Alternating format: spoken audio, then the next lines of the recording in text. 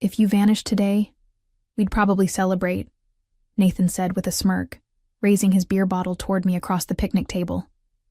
The whole family erupted in laughter, his wife Jessica snorting into her iced tea, my mother-in-law Patricia clapping her hands, and even Marcus chuckling beside me. Everyone except me. I quietly finished chewing my barbecue sandwich and set it down on my paper plate. The afternoon sun beat down on the backyard in Phoenix, Arizona, where the Bennett family had gathered for their annual reunion. 37 relatives sprawled across lawn chairs and picnic tables, their voices carrying over the sound of children splashing in the pool. "Interesting theory," I said calmly, dabbing my mouth with a napkin. Nathan's grin widened. "Come on, Eve, you know we're just kidding. But seriously, Marcus would probably get more done without you hogging the computer all day." More laughter rippled through the group. I watched Marcus nod along, his sales-trained smile never faltering. He was probably thinking about how this played into his narrative. The successful salesman married to the quirky wife who played on computers while he brought home the real money. If only they knew. My phone buzzed with a notification from my business account. Another payment had cleared, $15,000 from Gravora Group for the custom inventory management system I delivered last week. I glanced at the amount and slipped the phone back into my purse without mentioning it. Why would I? According to everyone here, I just did computer stuff from home. "Remember when Eve tried to explain her work at Christmas?" Jessica chimed in, her voice dripping with condescension. "Something about databases and cloud computing. I think she lost us after hello." Patricia nodded enthusiastically. "Thank goodness Marcus has a real job to support the family. I don't know what we'd do if we all had to depend on whatever it is you do, dear." I took a sip of my lemonade and let the words wash over me. They had no idea that their real job son had been 3 months behind on the mortgage until I quietly transferred money to cover it. They didn't know that the lavish family cruise they'd taken last spring was funded by my computer stuff. They certainly didn't realize that Nathan's construction business had stayed afloat because I'd co-signed a loan for him 6 months ago, a favor Marcus had begged me to do without telling his family where the financial backing actually came from. The conversation moved on to other topics, but something had crystallized in that moment. These people saw me as dead weight, a burden on their precious Marcus. In their minds, I was the lucky wife who got to ride his coattails while contributing nothing of value. I finished my plate in silence, watching them all laugh and joke, completely oblivious to the fact that they were mocking their own financial lifeline. Growing up, I'd always been the quiet one who preferred computers to people. While other kids played outside, I was teaching myself programming languages and building websites for local businesses. By the time I graduated from Arizona State University, I'd already launched my consulting firm, Oakenlight Publishing, though it handled far more than publishing these days. Marcus and I met 5 years ago at a coffee shop near his office. He was charming, confident, and had this way of making me feel like I was the most interesting person in the room. He sold medical equipment to hospitals and made decent money, around $70,000 a year. I was impressed by his ambition and the way he talked about his close-knit family. "They're going to love you," he'd said, after we'd been dating for 3 months. "My mom always says I need someone to keep me grounded." The first time I met the Bennetts, I was nervous but excited. I'd dressed carefully, brought homemade cookies, and prepared myself to talk about my work if anyone asked. But when Patricia introduced me to the extended family, she said, "This is Eve, Marcus's girlfriend. She does something with computers." I'd opened my mouth to explain that I owned a software consulting business, but Marcus had jumped in. "She's really talented with technology, always helping me figure out my laptop problems." The conversation quickly shifted to Marcus's latest sales achievements, and I found myself nodding along as he described closing deals and exceeding quotas. Nobody asked about my business again. When we got married 2 years later, Marcus suggested I keep my maiden name for business purposes, which seemed thoughtful at the time. What I didn't realize was that it allowed him to maintain the fiction that his success was entirely his own. He'd tell people we were both doing well, but somehow the focus always landed on his career. Our house in Phoenix was beautiful, a 4-bedroom ranch with a pool and a view of the mountains. Marcus loved hosting family gatherings there, playing the role of the successful provider. He'd give tours of our home office, pointing out my dual monitors and making jokes about my fancy computer setup. "Eve's got her little business thing going," he'd say with affectionate condescension. "Keeps her busy while I'm out closing deals." What they didn't see were the invoices on my desk, the contracts with major corporations, the bank statements showing monthly deposits that dwarfed Marcus's commission checks. My little business thing had generated over $400,000 last year alone. I'd tried to correct the narrative a few times, but Marcus would get uncomfortable when I mentioned specific numbers or client names. "You don't want to sound like you're bragging," he'd whisper later. "My family's not really into that whole corporate thing." So I learned to stay quiet, to let him have his moment in the spotlight. But today, listening to Nathan's joke and watching everyone laugh at the idea of my disappearance being a cause for celebration, I realized something important. They genuinely believed I was expendable. The drive home from the reunion was quiet.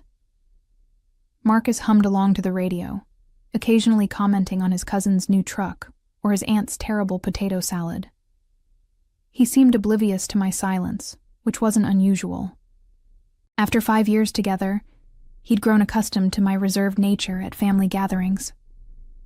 "That was fun," he said, as we pulled into our driveway. "Mom looked really happy. I think she's finally warming up to you." I unlocked the front door without responding. Inside, the house felt different somehow, like I was seeing it through new eyes. This beautiful home that Marcus loved to show off. This life we'd built together. All of it rested on a foundation of lies and assumptions. In my office, I sat down at my computer and opened my business accounts. 3 pending invoices totaled $47,000. My savings account showed a balance of $230,000. The joint checking account that Marcus believed held our money contained mostly my deposits, with his contributions covering maybe 30% of our monthly expenses. I pulled up the mortgage statement. We'd bought the house 3 years ago, with a down payment that came entirely from my business savings, though Marcus had signed the paperwork and handled the realtor meetings. To his family, he was the homeowner who'd graciously allowed his wife to contribute where she could. My phone rang. A client calling about a rush project. I spent 45 minutes discussing database architecture and timeline requirements, quoting a price that would cover Marcus's salary for 6 months. When I hung up, Marcus poked his head into the office. "Work call?" he asked, loosening his tie. "Just some computer stuff," I replied, watching his face. He nodded and disappeared back down the hallway. The irony wasn't lost on me. He showed more interest in his fantasy football league than in the business that funded his lifestyle. That evening, as we sat on the couch watching television, I found myself studying Marcus objectively. He was a good man in many ways, kind to animals, helpful to elderly neighbors, generous with friends. But he'd built his identity around being the provider, the successful husband with the supportive wife. The truth, that I out-earned him by a factor of 5, didn't fit his narrative. "Nathan was pretty funny today," Marcus said during a commercial break. "I love how he can just cut right through tension with a joke." "Tension?" I asked. "You seemed a little quiet at dinner. I thought maybe you were feeling left out of the conversation."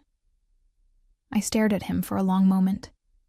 He genuinely believed his brother's comment about celebrating my disappearance was just harmless fun. He didn't see the cruelty in it, the dismissiveness, the way it revealed how little they all valued my presence in their lives. "Maybe I was," I said softly. That night, as Marcus slept beside me, I lay awake thinking about Nathan's words. They'd probably celebrate if I vanished. Well, perhaps it was time to test that theory. The next morning, I woke up with unusual clarity. Marcus had already left for work, his coffee mug abandoned in the sink and his breakfast dishes scattered across the counter. A typical Monday morning in our house. He rushed off to his important sales meetings while I stayed home to do my computer stuff. I made myself tea and settled into my office chair, but instead of opening client files, I began taking inventory of my life. Every business account, every investment, every asset I'd accumulated over the past 5 years. The numbers painted a stark picture of financial independence that Marcus's family couldn't even imagine. My consulting firm had contracts with 12 major companies across the Southwest. Ravenspark Ventures relied on my custom project management software. Kristen Global's entire data analysis system ran on programs I'd built from scratch. I had recurring monthly income that most families would consider retirement-level wealth. Yet somehow, I'd allowed myself to become invisible in my own marriage. My phone buzzed with a text from Marcus. Forgot my lucky pen. Can you drop it off at the office around 2 p.m.? Big presentation today. Love you. I stared at the message, remembering similar requests over the years. Could I bring him lunch? Could I pick up his dry cleaning? Could I handle the house repairs while he focused on work? Small favors that seemed reasonable at the time, but now felt like symptoms of a larger problem. Instead of responding immediately, I opened my laptop and began researching something I'd never seriously considered before: what it would take to relocate my business. As a software consultant, I could work from anywhere with reliable internet. Most of my clients communicated through video calls and email anyway. Seattle kept coming up in my searches. The tech hub had a thriving startup scene, venture capital firms, and companies that might actually value my expertise. I found myself browsing apartment listings and office spaces, imagining a life where my work wasn't dismissed as computer stuff. Around noon, my mother-in-law called. "Eve, honey, I wanted to thank you again for hosting yesterday," Patricia said, her voice warm with the artificial sweetness she reserved for family calls. Marcus is so lucky to have someone who's willing to support his career goals. Support his career goals? I repeated. Well, you know, by handling the house and your little hobby business while he focuses on the important work. Not every wife would be so understanding about being the secondary earner. There it was again, the assumption that I was somehow lesser, that my contributions were insignificant. I found myself wondering if Marcus had actively fostered this belief or simply never bothered to correct it. "Patricia," I said carefully, "what do you think I actually do for work?" She laughed. "Oh, you know me, dear. All that computer talk goes right over my head. Marcus mentioned you help small businesses with their websites or something. Very sweet of you to have a little project." A little project. $400,000 in revenue last year was a little project.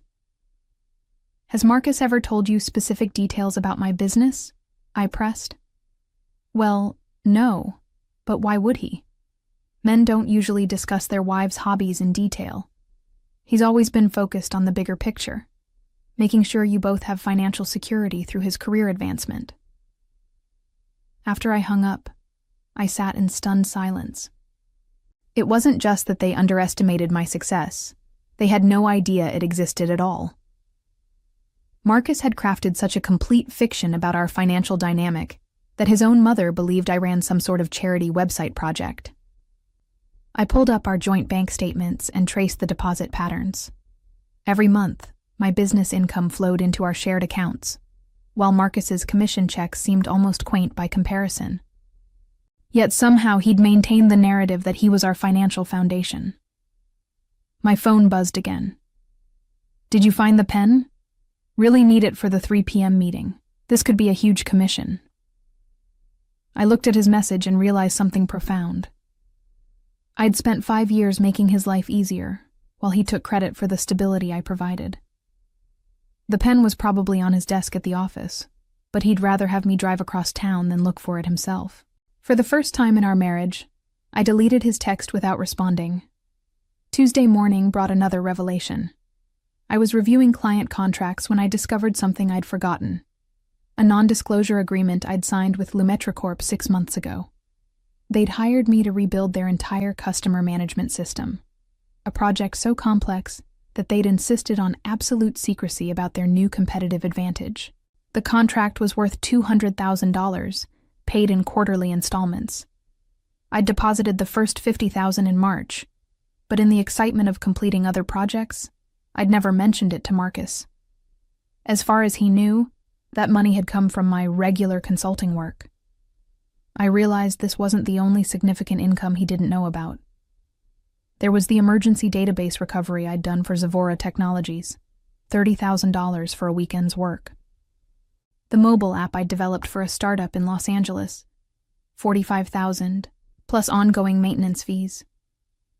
Multiple revenue streams that existed completely outside Marcus's awareness. This wasn't just about him taking credit for my success anymore. This was about the fact that I'd been financially independent for years without even fully realizing it myself. At lunch, I called my accountant, Janet, whom I'd been working with since starting my business. "Eve, good to hear from you," she said. "I was just preparing your quarterly reports. You're having an exceptional year." "Janet, I need to ask you something confidential. If I wanted to relocate my business to another state, what would be involved?" There was a pause. "Is everything all right?" "I'm just exploring options. Hypothetically, how quickly could I transfer my business operations?" "Well, since you're set up as an LLC and most of your income is from remote consulting, it would be relatively straightforward. The main considerations would be state tax implications and updating your business registration. Are you thinking about a specific location?" "Seattle. Washington has no state income tax, so that would actually be beneficial. You could probably complete the transition within 60 days if you were motivated. Is Marcus supportive of a potential move?" I found myself unable to answer that question. Marcus didn't even know the real scope of my business. How could I predict his reaction to relocating it? That afternoon, I decided to conduct an experiment. When Marcus came home from work, I told him I'd had a good day with clients. "That's great, babe," he said, grabbing a beer from the refrigerator. "What kind of projects are you working on?" "I finished a major database system for a corporation. The client was really happy with the results." "Cool. How much do those usually pay?" I watched his face carefully. This one was $50,000. Marcus nearly choked on his beer. $50,000? For what, like 6 months of work? 6 weeks. The silence stretched between us. I could see him processing the implications, trying to reconcile this information with his understanding of my hobby business. That's really good, Eve. I had no idea your projects were that substantial." "Marcus, how much do you think I make annually?" He shifted uncomfortably. "I don't know. I figured maybe 30 or 40,000. Enough to help with expenses. Last year I generated $412,000 in revenue." The beer bottle slipped from his hand, clattering onto the kitchen counter. His face went through a series of expressions: disbelief, confusion, and something that looked almost like betrayal. "That's impossible," he said finally. "I would have known. We would have talked about it." "We never talk about my work in detail. You always change the subject when I try to explain what I do." But that would mean you make more than..." He trailed off, the reality sinking in. "More than you. Yes, significantly more." Marcus stared at me as if seeing a stranger. In a way, I suppose he was. The conversation that followed was unlike any we'd ever had in our marriage. Marcus sat at the kitchen table, his head in his hands, while I explained the reality of our financial situation. Every major expense, every family contribution, every safety net we'd enjoyed, it all traced back to my business income. "Why didn't you tell me?" he asked, his voice barely above a whisper. "I tried to, many times. You never seemed interested in the details. But this changes everything. This means I've been..." "Taking credit for my success? Yes." Marcus looked up sharply. That's not fair. I never claimed to make that kind of money. No, but you never corrected anyone's assumptions either. Your family thinks you're the provider. They think I'm some sort of dependent housewife with a cute computer hobby. My family doesn't understand business stuff. I was trying to keep things simple. Simple? Marcus, your brother joked about celebrating if I disappeared. Your mother calls my business a little project. They think I'm dead weight. He stood up abruptly, pacing to the window. Nathan was just being Nathan. He makes jokes about everyone. This isn't about Nathan specifically. This is about the fact that you've allowed your entire family to believe a lie about who we are and what I contribute. So what do you want me to do? Call them all up and announce that my wife makes more money than I do? Emasculate myself in front of my whole family? There it was, the real issue. Marcus's ego couldn't handle the truth about our financial dynamic. He'd rather let his family disrespect me than admit I was the primary breadwinner. I want you to be honest, I said quietly. I want you to stop being ashamed of my success. I'm not ashamed. I'm proud of you. But there's a difference between being proud and rubbing it in everyone's faces. How is correcting their misconceptions rubbing it in their faces? Marcus didn't answer immediately. Instead, he pulled out his phone and started scrolling through messages. I have to respond to some work emails, he said, effectively ending the conversation. That night, I lay in bed listening to Marcus breathe beside me. Earlier, he'd made a show of working late on his laptop, but I'd seen him browsing social media and watching videos. He was avoiding me, avoiding the conversation, avoiding the reality that had just shattered his carefully constructed narrative. I thought about Nathan's words again. If you vanished today, we'd probably celebrate. The more I considered it, the more I realized he might have been right, but not for the reasons he thought. They'd celebrate because they believed Marcus would be free to find a better wife, someone who contributed more significantly to their family's success. They had no idea that my disappearance would trigger a financial collapse that would touch every member of their extended family. I pulled out my phone and quietly began researching Seattle real estate again. This time, I wasn't just browsing, I was planning. Apartments near tech corridors, office spaces for a growing consulting firm, moving companies that specialized in cross-country relocations. Marcus stirred beside me, and I quickly closed the browser. But my mind was already racing ahead, calculating timelines and logistics. If I was going to disappear, it would need to be executed flawlessly. No loose ends, no trail back to Phoenix, no opportunity for Marcus to manipulate the situation to his advantage. As I drifted off to sleep, I found myself wondering what Nathan would think when he realized that his joke had triggered the exact scenario he'd described. Only this time, nobody would be celebrating. 3 weeks later, everything was in motion. I'd found a perfect apartment in Seattle's Capitol Hill neighborhood, secured office space in a building full of tech startups, and arranged for a moving company to handle the transition. Marcus remained oblivious, too caught up in his own work drama to notice my careful preparations. On a Thursday morning, while he rushed off to another crucial sales meeting, I began the final phase of my plan. First, I transferred all business funds out of our joint accounts, moving them to a new bank in Washington state. The personal accounts I left untouched. Marcus could have his own money, but he could no longer access mine.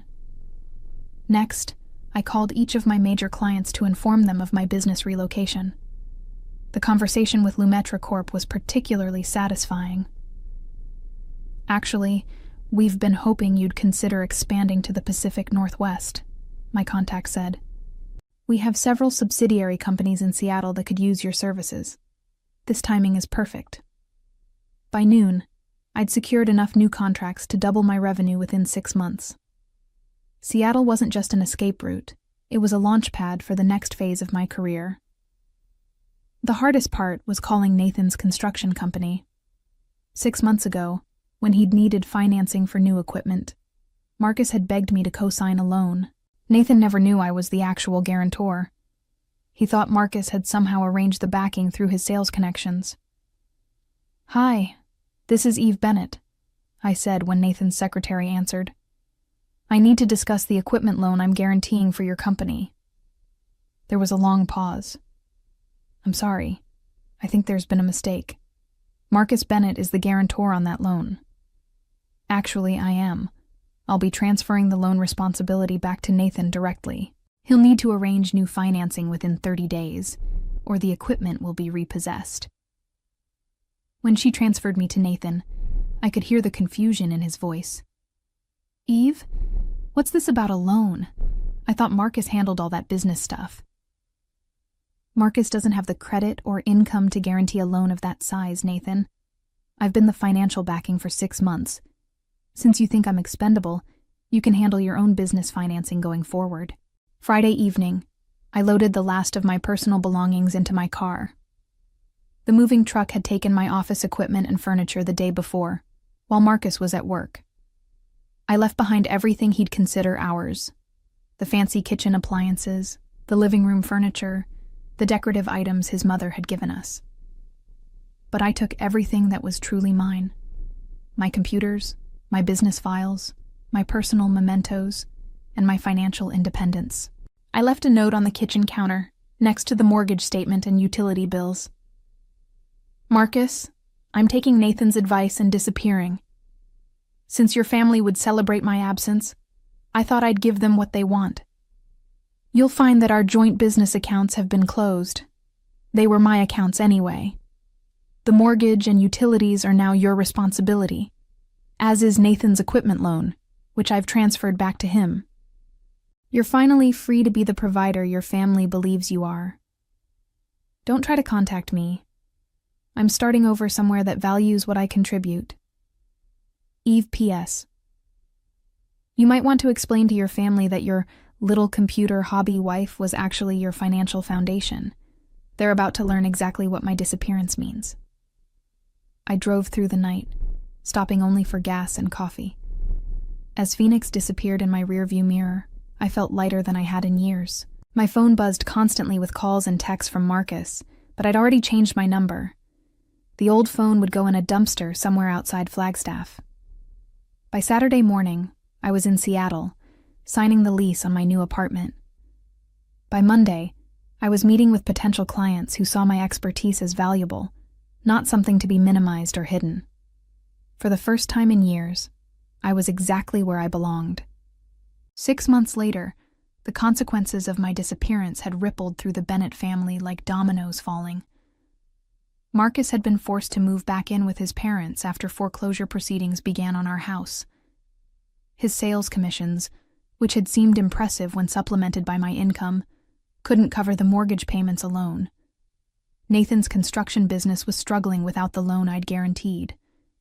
He'd been forced to return the equipment and lay off half his crew. The family's planned reunion in Cabo had been canceled when Marcus couldn't contribute his usual share. Money that had always come from my accounts anyway. Jessica had called everyone she knew, trying to track me down. Patricia had hired a private investigator, convinced that something terrible must have happened to make me abandon my marriage so suddenly.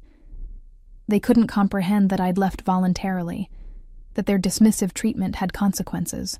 Meanwhile, my consulting firm had landed 3 major contracts with Seattle-based companies. Oakenlight Publishing was thriving in an environment that respected innovation and expertise.